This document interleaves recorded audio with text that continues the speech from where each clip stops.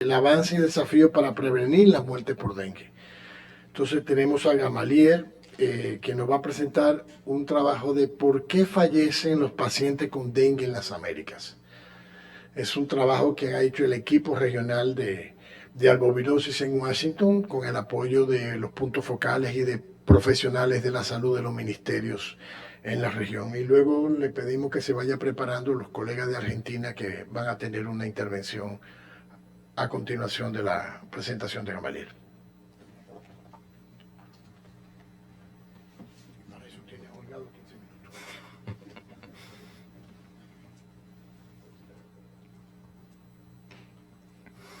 minutos. Tal como mencionó Guillermo, cuando nosotros vamos a los países y nos enfocamos específicamente del componente atención al paciente, tratamos de identificar por qué están muriendo los pacientes con dengue. Entonces, este análisis que vamos a presentar, tratamos de abordar estas causas, pero tratamos también de abordarlo desde el punto de vista de aquellos factores en que ustedes como gerentes pueden incidir como tal.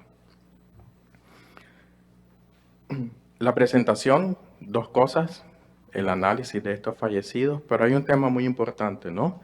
Porque mucho se habla de serotipos y la relación del serotipo con la gravedad y las muertes por dengue. Entonces vamos también a abordar un poco de este tema y la idea es tratar de desmitificar este tema de los serotipos y su relación con las muertes por dengue o la gravedad en pacientes con dengue. Vamos a ver este primer aspecto. Y es que cuando hablamos de los fallecidos por dengue, debemos de entender que hay un engranaje que nos ayuda a evitar las muertes por dengue. Y este engranaje contiene tres aspectos. Aquellos que están vinculados directamente con el paciente, aquellos que están vinculados con el personal de salud que atiende al paciente.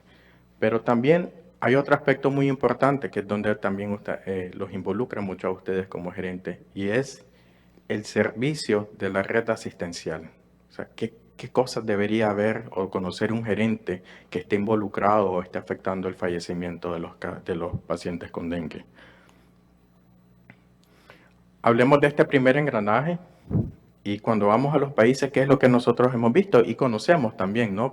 Hay mucha evidencia que lo sustenta, que hay factores relacionados a las edades extremas. No es lo mismo tratar un caso de dengue, y aquí lo puede explicar mejor el doctor Clever, en un paciente menor de 1 año que en un paciente o un adulto mayor.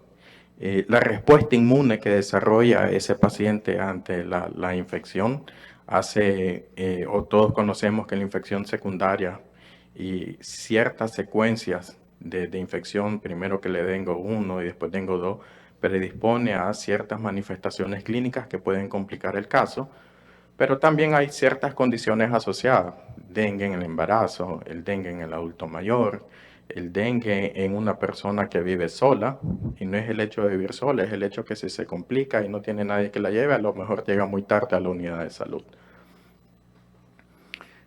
Pero hay algo muy importante, ¿se acuerdan? Y lo tenemos acá también. Hay un eje transversal muy importante dentro de la estrategia, que es la parte de comunicación social, y nosotros lo abordamos cuando vamos a los países. Y nos hemos dado cuenta que la población ha dejado de percibir que el dengue es algo peligroso. Viven con el mosquito, no les importa, me picó, y ya conocemos, ¿no? Porque tienen otros problemas más grandes, son cosas que hemos escuchado durante estos días, que el problema del dengue pasa a ser el último como tal. El segundo engranaje, que es lo que tiene que ver con el personal de salud, y qué es lo que hemos visto acá, y lo hemos hablado también, o sea, lo que tiene que ver con mal manejo. Miramos mucho en los expedientes: diagnóstico, síndrome febril o fiebre a estudio, a pesar de que el paciente cumple con una definición de caso. ¿Y por qué es importante o cuál es la diferencia de poner un diagnóstico de síndrome febril a un diagnóstico de sospecha de dengue? Porque el manejo no es el mismo. Cuando uno expone el plan de manejo, no es lo mismo el plan de manejo de un paciente sospecha con dengue que un paciente solo con un síndrome febril a estudio. Pero obviamente al tener un error en el diagnóstico, a lo mejor se confundieron en el diagnóstico, esto lleva a un mal manejo y después vienen las complicaciones como tal. Pero aún así a veces encontramos, no a veces, muchas veces encontramos que a pesar de tener un adecuado diagnóstico, el manejo es totalmente inadecuado. Hemos visto incluso cuando vemos las partes de información epidemiológica que aquí hay pacientes que cuando ponemos los filtros y queremos que ver qué pasa con aquellos pacientes con signos de alarma, manejo ambulatorio, ¿no? Todo paciente con signo de alarma debe ser hospitalizado, entonces allí hay problemas en ese tipo de manejo como tal. Y el tercer engranaje, que tal vez donde me voy a tener un poco más, es lo que tiene que ver con los servicios de salud. Y es que acá, perdón, me equivoqué. Y es que acá hemos visto que ese primer contacto del paciente con el sistema de salud, vemos deficiencias en el triaje. Hay unas filas a veces kilométricas de un paciente que está llegando grave y está esperando turno para apenas hacer el triaje en el hospital. Entonces tenemos hospitales saturados por epidemias o algo, incluso a veces de pacientes que deberían de ser atendidos en el primer nivel, pero se va al hospital porque cree que ahí lo van a atender más rápido, ¿no? Y algo que incluso hemos llamado la ruta de la muerte. ¿Y qué es la ruta de la muerte? El paciente llega a la unidad y le dicen, no, aquí no te toca. Te vas a la otra unidad, que no sé qué, porque aquí no te corresponde. O le dicen, ¿por qué vengo? Fiebre. Hacete una biometría hemática completa y me la traes después. Entonces, eso realmente pierde tiempo, horas valiosas en un paciente que puede evolucionar rápidamente a esa gravedad. Y son cosas muy comunes que nosotros miramos durante las evaluaciones. Pero también hay cosas relativas a la gerencia. Cuando vamos a las unidades, no hay planes de contingencia ante situaciones de brote que estén actualizados. Entonces, llega el hospital saturado y el gerente o el director no sabe qué hacer porque no hay un plan de contingencia que le dice todos los pacientes con dengue los deberías tener en una sola ala, en un solo sitio de observación, que no estén regados por todo el hospital como tal, o que se deben de habilitar unidades de dengue para evitar la saturación de los hospitales como tal. El problema de referencia. Llega el paciente al primer nivel y dice, está en dengue grave, mandalo de inmediato. Y no le ponen nada de líquido y se chocó peor en el camino y se murió en el camino. O le dicen, usted tiene un dengue grave, váyase por su cuenta. El pobre paciente busca cómo irse y si tiene dinero puede ir en taxi y si no se ve en un bus, es igual. Entonces son cosas que como gerentes de salud ustedes deben de saber que estos factores están incidiendo mucho en los fallecidos por dengue.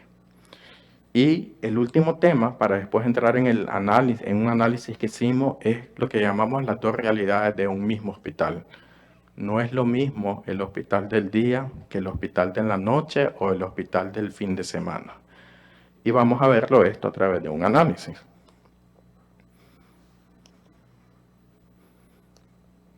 ¿Me ayudan a pasar, por favor? Algo no funciona.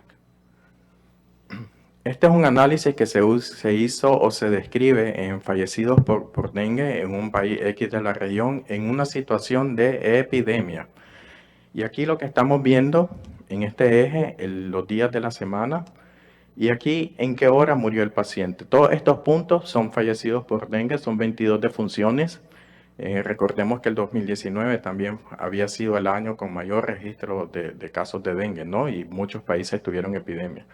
Entonces, todos estos puntos rojos y estos que están acá son pacientes que fallecieron, ya sea en el turno de la noche, esto es la madrugada, la noche o en fin de semana. Este murió acá en el cambio de turno.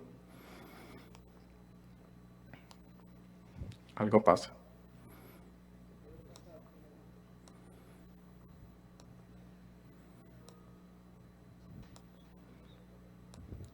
Y entonces tenemos que casi un 16 de 22, 73 defunciones ocurrieron en ese tiempo, ¿no? Y aquí lo que hicimos fue un análisis de Kaplan-Meier, que se llama análisis de sobrevida, y lo que trata de describir, o esta estadística lo que hace es la probabilidad que un evento ocurre en el tiempo, y el evento acá es una muerte, ¿no? Y entonces este es el análisis descriptivo en forma de tiempo de los 22 fallecidos y nos está diciendo, vamos a ver, que a las primeras 2 horas de este paciente llegar a la unidad de salud, el 21% ya había fallecido, de esos que en las primeras 2 horas. Y si seguimos analizando así en términos de tiempo, a las 5 horas teníamos aproximadamente un poco más del 30% de fallecidos, a las 10 horas ya teníamos casi el 40% de fallecidos y en 24 horas el 60% de los pacientes ya había fallecido. Ok, pero yo les había dicho que hay 2 realidades en un mismo hospital, no. Hagamos ese análisis de estos mismos fallecidos. En azul, aquellos pacientes que ingresaron en día de semana, y en el rojo, aquellos pacientes que ingresaron el fin de semana, contando viernes, porque cuando llega viernes el cuerpo lo sabe, todos lo sabemos, estamos pensando y todo el mundo se quiere ir temprano y el turno incluso cambia a las 3 de la tarde, no cambia a las 6 de la tarde. ¿Qué pasó? Vamos a ver, a la primera hora de los que ingresaron en fin de semana, y más o menos parecido para los que ingresaron de 10 semanas, era un poco más del 30%, pero seguimos viendo, a las 5 horas las líneas se separan más. Y entonces aquí ya vemos que en aquellos que ingresaron en día de semana era casi un 33% y aquí ya teníamos más de la mitad en los que ingresaron el fin de semana ya habían fallecido. Me podrían decir, pero es que eso tiene que ver con el manejo, que no, estamos hablando el mismo hospital, esto es el mismo hospital, los mismos médicos, lo que cambia es que si fue en fin de semana o no. ¿Ok? Entonces aquí podríamos hablar de coincidencia, pero nosotros vimos la realidad y no es una coincidencia. Después vamos a hablar un poco más de eso. A las 12 horas, 70% de fallecidos para los que ingresaron el fin de semana. Y a las 24 horas, prácticamente de aquellos que ingresaron en fin de semana, o sea, si llegó el viernes, el sábado ya había fallecido, si llegó sábado, el domingo ya había fallecido, en 24 horas ya habían fallecido todos. Ok, hagamos el análisis ahora viendo si ingresaron en la mañana o en la noche. Y lo mismo, comenzamos a ver cómo se comienzan a separar las líneas.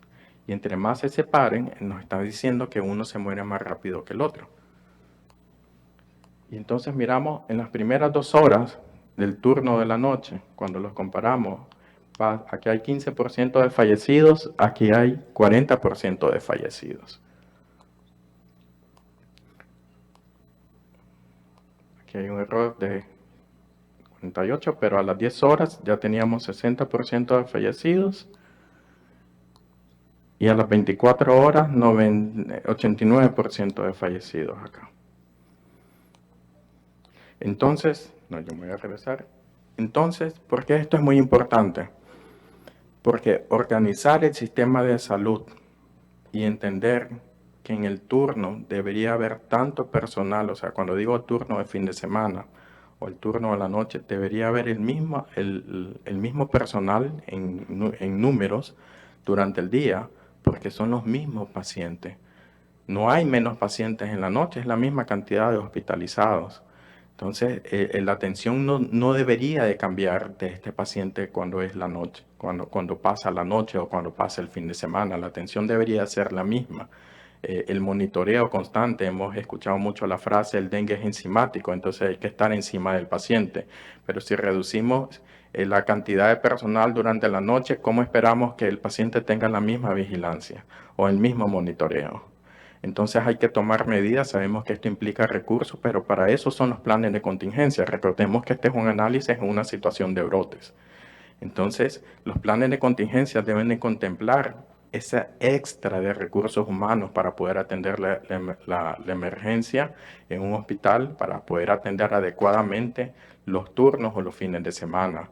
Porque igual un médico sobresaturado de de trabajo, la concentración disminuye drásticamente. Y lo hemos aprendido de nuestras expertas comunicadoras como la doctora Linda Loy. Ella nos ha enseñado que una persona en estrés, llámese médico, cualquier otro profesional, su capacidad de retención de conocimiento o de interpretar o algún análisis disminuye drásticamente en al menos un 40%. Entonces son cosas que se deben de considerar. Y es aquí donde los gerentes tienen un papel muy clave en poder incidir y dar sus mejores aportes para prevenir las muertes por dengue. Hay muchos otros aspectos, obviamente, nosotros miramos ese engranaje como tal, pero nosotros nos hemos tratado aquí de enfocar en ustedes como gerentes para que vean el peso o la importancia que tiene esta organización de los servicios también en la prevención de las muertes por dengue. Lo dije ayer y lo quiero decir hoy.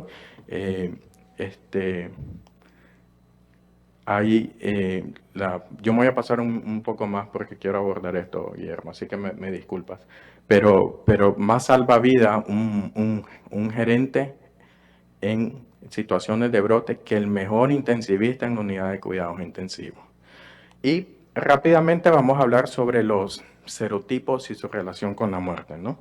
Y es que cuando salen esto de los brotes y las cosas con dengue, comienza la prensa y dice, llegó un dengue que es mucho más mortal, llegó un serotipo que está acabando con las cosas o que complica. Y salen noticias, pero también salen consecuencias. Y lo ha dicho el doctor San Martín, el dengue quita ministros. Y lo había puesto adrede, lamentablemente el país invitado no vino, pero son cosas que la vimos este mismo año. Entonces, la comunicación, que informar a la prensa, los mensajes son muy importantes. No estoy diciendo que esto sucedió por la información de los serotipos. Tratamos de ver todo en un solo contexto. La comunicación de lo que decimos sobre dengue es muy importante como tal. Pero hay algo muy importante. Cuando mandamos las misiones de expertos para ver esto, del cambio del serotipo y esto, nos damos cuenta de algo. Analizando los expedientes de los fallecidos, más del 95% de esos fallecidos que decían que eran por el serotipo, realmente eran muertes prevenibles. Se trabajaba en el país en hacer una reorganización de los servicios de salud y lográbamos disminuir e incluso frenar las muertes por dengue. Las investigaciones, Jairo aquí lo puede decir mejor, no han mostrado realmente evidencia sobre el serotipo que cause más muerte como tal. Pero lo que sí no pudimos hacer fue cambiar el serotipo. Pudimos cambiar en reducir las muertes, pero nunca logramos cambiar el serotipo circulante. Y esto es importante porque no importa lo que digamos el serotipo va a estar allí y no vamos a poder hacer nada para cambiar esa situación. El manejo, ya sea dengue 1, dengue 2, dengue 3 o dengue 4, el manejo es el mismo. Cuando se solicita la información del serotipo que está circulando es para fines de vigilancia, no para manejo del paciente. Pero ¿qué es lo que pasa con esto de los serotipos y cuando miramos lo de las noticias que está pasando esto? Es que cuando miramos en una situación de epidemia, entonces comienza la noticia de que cuál es el serotipo que está causando esta epidemia. Pero lo que sí es cierto es que cuando circulan varios serotipos a la vez, hay un mayor riesgo de epidemia como tal. Entonces estamos viendo un serotipo X que está circulando en una situación de epidemia, pero la situación de epidemia conlleva a un escenario de saturación de los servicios de salud, el desborde de las unidades, los médicos con sobretrabajo, los turnos como tal, con menos personal, etc. Eso es lo que realmente está causando la muerte del paciente, sumado a un mal manejo del caso como tal. Entonces, mensaje muy claro con este aspecto de los serotipos como tal. Entonces, ahora sí, Guillermo, muchas gracias.